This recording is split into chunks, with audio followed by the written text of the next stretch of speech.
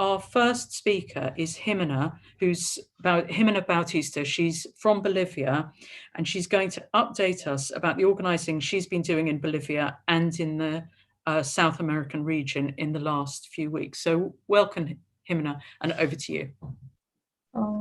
Okay. What has happened since our first presentation? We have created our social networks and we are sharing the declaration in Bolivian groups. We have a complex and difficult task because queer indoctrination is growing quickly in Bolivia, mainly among young people. What is our group? We've created a strong working group of women with degrees in social communication, economics, criminology, and psychology. This has allowed us to build a group of training Bolivian women with a broad understanding of the issues that afflict us as a class. This is us here in Bolivia. Our goals: we are working for a society that respects women and children's human rights based on sex. In the short and medium term, we want to share the declaration so that women's human rights are understood, recognized, and totally exercised by each and every woman, Bolivian woman. We understand that if one of us does not have the right to be a free woman, none of us will be able to exercise that freedom in a society where machismo and patriarchy are in the force and embedded in Bolivian culture. The long term, we want to try to change the laws that affect us directly, like gender identity law, where self-identifying men, besides invading our space, take away the rights that we have conquered to be considered women subjects of law, which also end up only erasing the concept of being a woman, but also violates the physical and psychological integrity of children and adolescents. The sex-based women's human rights campaign Bolivia supports any biological women without exception. We focus on providing information, defending and promoting our rights by creating support networks to ensure that they are respected. In recent months, we have been supported the creation and organization of a Bolivian LGBT front. We understand that alliances are necessary to confront the advance of gender ideology and trans activism. Social networks. We have started the campaign in Bolivia on this May, posting the articles of our declaration. We managed to reach more than 500 people on Facebook and Instagram.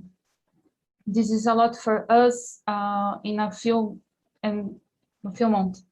This is our numbers on Facebook, our first publications on Instagram, and our articles. The worst part, the Bolivian laws. The gender identity law. Now let's think about transsexual who changed his data on the public records and access a job position in which the employer requires women. By hiring a person who will exhibit a female sex data when in reality he is still being a male person, the employer ends up defrauding and occupying space whose working conditions require a female person, as well as defrauding customers. This example acquires great relevance in those areas where the treatment-sensitive people, such as nurseries, schools, etc., is required. Similar situations will occur in the use of public restaurants when transsexual man with a male sexual condition enters the women's restaurant. Any examples for problems for women? Murder in San Sebastian women's prison. A transsexual killed his partner a few months ago. Due to pressure from the trans activist groups, he was sent to the women's prison in Cochabamba. So, they sent a male subject who stabbed his partner to death to await trial in a place filled with women who are private of liberty of minor crimes. It's awful. Enviada means that his pronouns were respected by the journalists, but the rights of women in prison are not respected by no one. Who cares about women?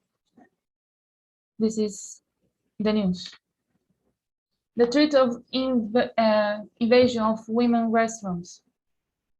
On our first Facebook page, which is deactivated for the moment by several attacks that we suffered by trans activists for writing the truth, a self-identified man claims that we will see him in the women's restaurant.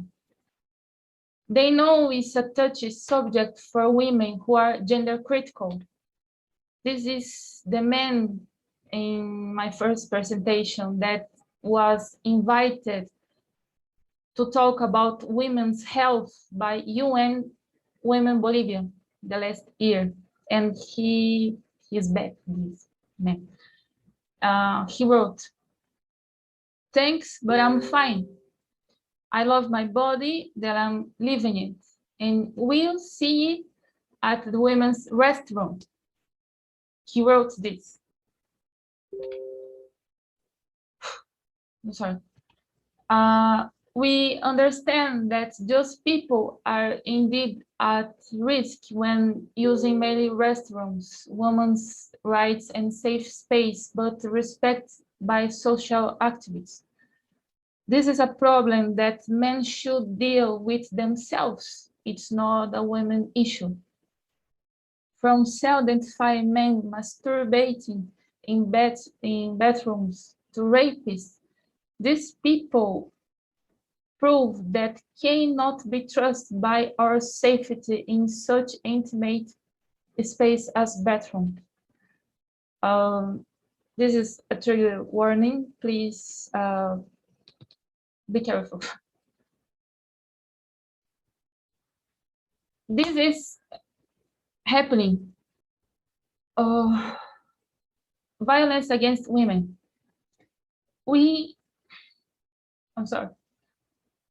understand that people are a problem in this law. It should say male violence instead gender violence. We understand that violence has a soul root and that is shared by a male person. Men should not take advantage of this terminology to take revenge on women, accusing them of violence against the male gender. Transmasculine women are unprotected when suffering because they are being legally recognized as men. The male favorite no longer applies to them, and their murder will remain a simple homicide. In case of suffering another type of misogynist violence, such as violence to be a woman or violence for being a lesbian, they could no longer protected under this law or the law against discrimination based on sex orientation.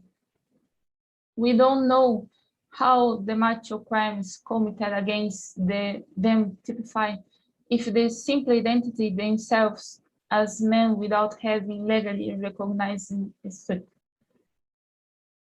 All trans women murdered in Bolivia have died at the hands of prostitutes who were enraged when they realized that these individuals were not women in prostitution, but men self-perceived as women dressed in stereotypical prostitute costumes. The next, Maria Galindo. She's an anarchist and feminist from Bolivia who make a book with several feminine identities and Aymara culture. People are inventing ancestral historicity to legitimate trans people, but the source and deductions have no historical support, and if there have been any trans phenomenon in the past, it would be not a legitimization, but to discover a serious problem at that time. This is Maria Galindo, who presents herself as feminist anarchist and affirms that women are not a biological reality. In her words, if a woman has an uterus or not, that does not make her a woman, but being a woman is a historical and political concept. Yes. We think that the best way to make children and teenagers and their parents understand about the danger of the advance of infamous theory is creating space for feminist education. Without education, women will not know what are the roots of our oppression, and it is based on sex. We need to popularize feminist education and create awareness about gender stereotypes and sex-based oppression. Fight the fallacious and deny discourse about biology of the women body should be our duty of every single woman. We need to continue correctly identify who is a woman and who is a man. Teach the teenagers that are experiments with children and teenagers and put them in risk in surgeries that mutilate healthy family organs will never make them neither as a man. First concern in this disgrace of queer ideology is my cousin. She's a lesbian girl that transitioned. Also, she's a family doctor who is attending a lot of women who think that is something very wrong with their body and sexuality. She amputated her breasts. She's injecting herself testosterone. She's living surrounded by self-identified men. I'm sorry. It is like I never met her or knew before her transition. She's another person that I will never know who she is now. At first, when she told me that she transitioned, I thought that she was okay. It's fine. I didn't know what was happening. And I didn't know about queer ideology.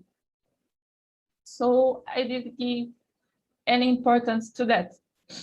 With time, I started to read some articles with some best friend of mine, Ingrid, started to tell me about the issues and the problems with queer ideology. And I'm here now, talk with my broken English to you and fighting against this denied way of life. She is still being a lesbian. She is still being my cousin. And she is still being a woman.